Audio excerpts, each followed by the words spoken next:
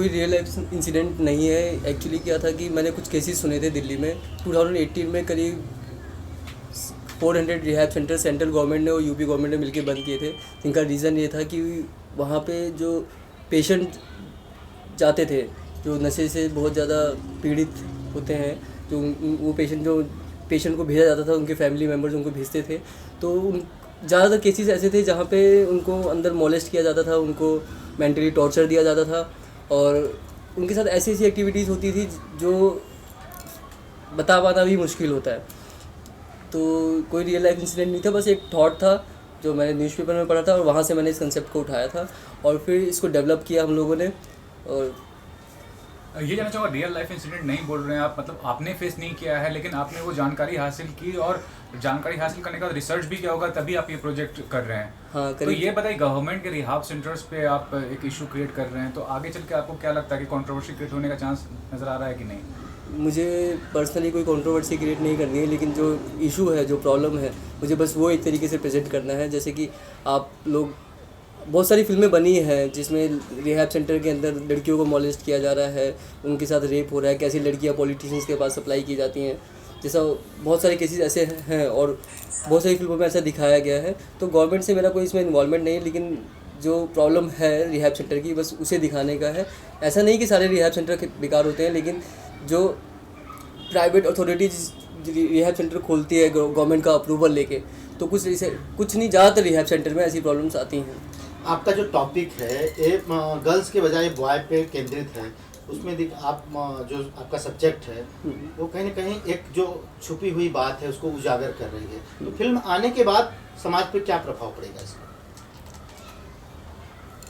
Film सिर्फ नशे के ऊपर बेस्ड नहीं है, इसमें ना जो एक रिलेशनशिप गैप आता है एक फैमिली में, अपने बच्चों के साथ, अपनी दूसरे फैमिली मेम्बर के साथ, और उस गैप के वजह से जो बंदा सफ़र कर रहा होता है डिप्रेशन को सफ़र कर रहा है, और डिप्रेशन के साथ साथ में जब वो एक्टिविटी ऐसी स्टार्ट करता है, नशा करना, ड्रग्स लेना, तो मुझे बस वो चीज़ प्रेजेंट करनी है कि जो रिलेशनशिप गैप आ रहा है। और आज की डेट में मुझे पर्सनली ऐसा लगता है कि सबसे बड़ा इशू जो है हमारे समाज में वो डिप्रेशन है, और डिप्रेशन में रहकर आदमी कैसे नशे में इन्वॉल्व हो रहा है। तो अगर वो लोग इसको अच्छे नज़रिए से देखते हैं या मैं अच्छे नज़रिए से बना पाता हूँ तो समझ में आ जाएगा तो अच्छा रहेगा, और नहीं आएगा तो मैं तो एंटरटेनमेंट के लिए फिल्म बना रहा हूँ।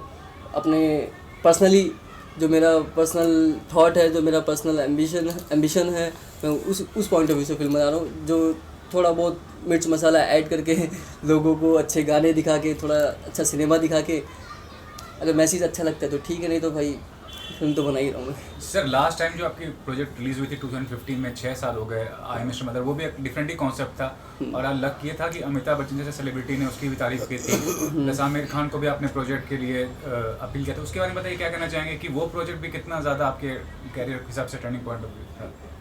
वो मेरी डॉक्यूमेंट्री फिल्म जो थी वो वुमेन ओरिएंटेड पूरी फिल्म थी कि कैसे एक औरत को प्रेगनेंसी के टाइम पे जो उसका प्रोसेस होता है 9 महीने का, उसमें कितना कुछ फेस करना पड़ता है। तो उस फिल्म में मुझे अमिताभ सर ने, आमिर सर ने और एजाज़ वगैरह इन सब लोगों ने काफ़ी मुझे सपोर्ट दिया था। और मैं आपका क्वेश्चन भूल गया, sorry.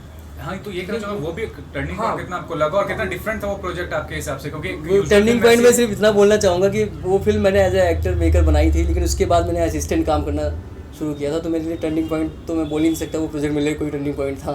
It was a start in the industry. हाँ। नीरज, आपके पास जब ये प्रोजेक्ट लेके गैब्रियल आया, who met you first? Neeraj आप पहले मिले या गैब्रियल? आप बताना चाहेंगे आप कैसे नीरज तक पहुंचे?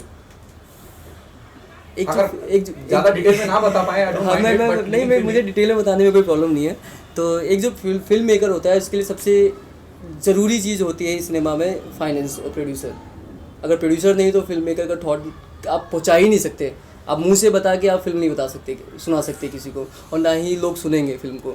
तो एक खोज होती है एक मेकर की कि वो प्रोड्यूसर ढूंढ के लाए, और वो खोज मेरी जो 5-6 साल की थी वो नीरज जी के पास पहुंच के ख़त्म हुई। नीरज जी, क्या आपको लगा? यू सेड यस, हाँ यार चल, I'll back you. When Gabriel had a conversation with Gitanjali regarding the role of psychiatrist in this movie, सो गीतांजलि को मैं जितना समझता हूँ वो अपनी लाइफ में नेचुरली भी अपने सब रिलेशनशिप्स में आउट ऑफ द वे जाके कंट्रीब्यूट करती है। एंड बीइंग ए फादर मुझे जानना जरूरी था कि is it a serious cinema और not. So when I came to know about the struggle of Gabriel and जो मिस्टर मदर के कंसेप्ट में जो वैल्यू ऐड किया सोसाइटी के लिए, और इस मूवी के थ्रू जो मैसेज देना चाह रहे हैं, मैं डिटेल में बताया नहीं गैब्रियल ने, बट मुझे मालूम है कि इस स्क्रिप्ट के थ्रू सोसाइटी सोचने के लिए मजबूर होगी कि व्हाट वेंट रॉन्ग, कैसे हम लोग रिश्तों में दूर चले जाते हैं, कैसे डिप्रेशन में जाने के बाद में हम लोग नशे को बहुत अपनी लाइफ में इस तरह से इन्वॉल्व कर लेते हैं कि हमें कुछ पता नहीं रहता कि हम लाइफ में कहाँ जा रहे हैं। बिना पायलट का जो एरोप्लेन हो जाता है तो उसका वापस से कंट्रोल कैसे लिया जाए, उस मूवी में वो सब ओपनिंग्स मिलने वाली है सोसाइटी को।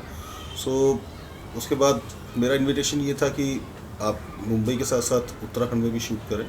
सो पूरी टीम उधर आई। उधर हम लोगों ने एक फिल्म स्लेज का एक कॉन्सेप्ट बनाया हुआ है। सो ये मूवी ने एक्चुअली एक स्टार्टिंग की है एक डिफरेंट थॉट प्रोसेस की, कि हम उत्तराखंड में with all the setups, all the support, जो भी वहाँ पर प्रोडक्शन के लिए चाहिए, जो भी वहाँ स्टूडियो चाहिए, उस सब पूरे सेटअप के साथ में काफ़ी बड़ा हमारा एक लैंड का पैच है। सो पूरी कम्युनिटी को हम लोग वहाँ इन्वाइट कर रहे हैं और मेक श्योर कर रहे हैं कि ये मूवी कम से कम एक्सपेंसेस में और बेस्ट टू बेस्ट रिसोर्सेज के साथ में, टेक्नोलॉजी के हिसाब से, कैमरा के हिसाब से, एडिटिंग के हिसाब से बेस्ट टू बेस्ट एक अच्छा प्रोडक्ट बनकर आए। सो आई थिंक ये एक अच्छा मैसेज देगी मूवी। सीमा, आपसे जानना चाहूँगा, Gabriel, Seema is known about writing lyrics, इनको आप कैसे ऑन बोर्ड लाए? हाउ शी कन्विंस की चलो मैं लिखती हूँ? जो हमारी फिल्म के म्यूज़िक डायरेक्टर हैं मिस्टर संजय बॉस, तो इस फिल्म का एक सॉन्ग है जो मांगी दुआ एक करके एक सॉन्ग है, जो उन्होंने बताया कि सीमा से लिखवाते हैं, तो उसके थ्रू उस सॉन्ग के थ्रू मैं सीमा से मिला। और पहले इस फिल्म को मैं लिख रहा था, लेकिन मेरे ऊपर बहुत ज़्यादा बर्डन था, क्योंकि मुझे प्रोड्यूसर्स को ढूंढना था, मुझे लोकेशन देखनी थी, मुझे एक्टर्स को अप्रोच करना था। तो जब मैंने सीमा के बारे में जाना तो मैंने सोचा कि अब ये इस स्क्रिप्ट को लेके ये खुद चलें और खुद ही लिखें। तो ये एक प्रोसेस था जो संजय बॉस के थ्रू सीमा तक जिसने मुझे पहुँचाया। बाकी होता ये था कि जब हम लोग डिस्कस कर, जैसे ये फिल्म के गानों के लिए जब हम लोग डिस्कस करते थे, जैसे आप डिस्कस करते थे सीन्स के बारे में, हम लोग जब डिस्कस करते थे कि जो एक गाना है मांगी दुआ हमारा, तो जब ये सीन सुनाते थे, स्टोरी इनका है, तो बहुत अच्छा लगता था। और कुछ कुछ मेरे इनपुट मैं भी बोलती थी कि यार ऐसा करते हैं ऐसा करते हैं, तो इंटरेस्ट आ चुका था मुझे स्टोरी में। और फिर अच्छी बात ये है कि इन्होंने ऑफ़र किया और मैं लिख रही हूँ।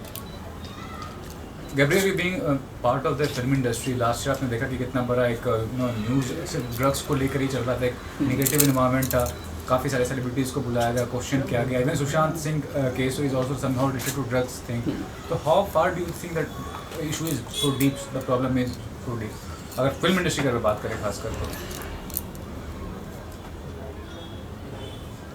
देखिए, जो पूरा ड्रग्स को लेके बॉलीवुड इंडस्ट्री में या कहीं पे भी कुछ जो चल रहा है, उसका इस फिल्म से लेना देना कुछ है नहीं। और सुशांत का मैं बहुत बड़ा फ़ैन रहा हूँ, तो मुझे उस तरफ जाना ही नहीं है। मतलब मैं कुछ बोलना चाहता हूँ उस बारे में। ये एक अलग स्टोरी है जो मैंने 5-6 साल पहले सोची थी, और जो इंडस्ट्री में जो हो रहा है वो एक अलग स्टोरी है जिसमें बहुत सारे पॉलिटिकल एजेंडास को मिलाया जा रहा है, या जो मोनोपोली है, जो नेपोटिज्म, जो फालतू की जो बातें हो रही हैं, वो अलग एक चीज़ है। ये अपना सब्जेक्ट अलग है, तो मैं उन सब चीज़ों के साथ इसको रिलेट नहीं करना चाहता हूँ। गैब्रियल, क्या आप मानते हैं नेपोटिज्म है? नहीं, बिल्कुल नहीं। राइट,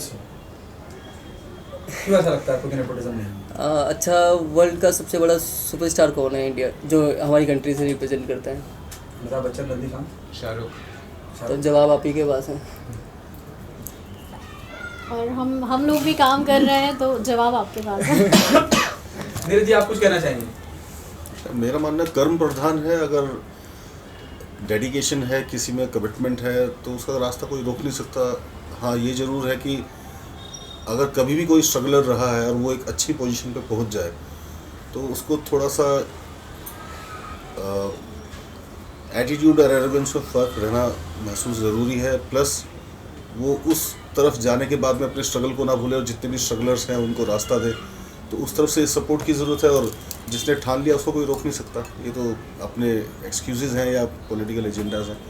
इंडस्ट्री ने बहुत लोगों को रोज़गार दिया है, एक से एक आर्टिस्ट क्रिएट किया है, लोगों को अपने जो भी इमोशंस हैं या जो थॉट्स हैं वो मासेस में लोगों की लाइफ पे मेकिंग ए डिफरेंस का एक काम किया है। बॉलीवुड का सिनेमा वो सिनेमा अब नहीं रह गया। इतनी क्वालिटी मूवीज़ आ रही हैं OTT प्लेटफॉर्म पे और थिएटर में, इतने अच्छे अच्छे मैसेज दिए जा रहे हैं। एक फालतू मूवी आई थी, मैंने देखा, उसमें गाना था 4 बज गए अभी पार्टी बाकी है, लेकिन उस मूवी से जब बाहर निकलता है यूथ तो क्या मैसेज लेके निकलता है। राकेश ओम प्रकाश मेहरा जी ने इतनी अच्छी अच्छी मूवीज़ दी हैं, तो मेरा मानना है कि मेरा तो हेड्स ऑफ है बॉलीवुड को कि उन्होंने लोगों की ज़िंदगी में बहुत बदलाव भी किया। हर चीज़ के दो पहलू होते हैं, साइड इफ़ेक्ट्स भी होते हैं, लेकिन जिसको जो लेना होता है वो ले ही लेता है। राजीव जी, आप क्या कहना चाहेंगे?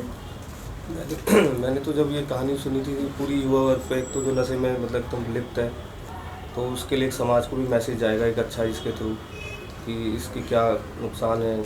जो आजकल के बच्चे अभी स्कूल में जा रहे होते 10वीं 11वीं क्लास में होते हैं, नशे में लिप्त हो जाते हैं, तो उन लोगों को भी एक मैसेज जाएगा, उनके पेरेंट्स को भी जाएगा कि क्या देखना चाहिए, क्या इन पे सावधानियाँ बरतनी चाहिए। ये सारी चीज़ें हैं जो, बाकी फिल्म बहुत अच्छी स्क्रिप्ट है। जब कहानी सुनी तो मैं पूरा इंटरेस्टेड हूँ इसमें, पूरा खोया हुआ हूँ अभी जब तक प्रोजेक्ट चल रहा है।